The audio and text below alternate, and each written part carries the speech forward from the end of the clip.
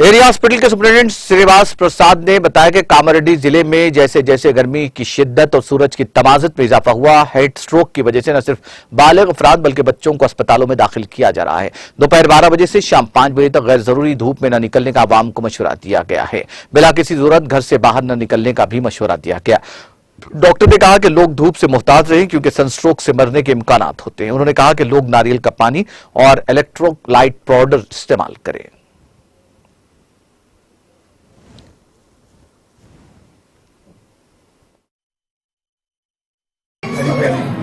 దాంట్లో కేసెస్ కూడా మాకు ఒక 5-6 రోజుల నుంచి వడదెబ్బ కేసు, హై షుగర్ కేసులు, పిల్లలు 12 మంది అడుగుతున్నారు.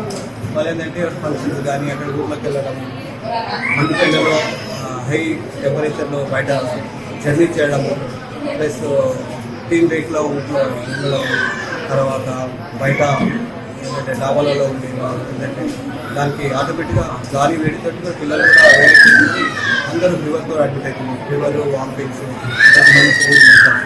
అలాగే పెద్దవాళ్ళు కూడా బయట పనికి వెళ్ళిన వాళ్ళు, బిల్డింగ్ పని వెళ్ళిన వాళ్ళని, కూలీ పని వెళ్ళిన వాళ్ళకి అక్కడ కూడా చాలా అడ్మిట్ అవుతుంది.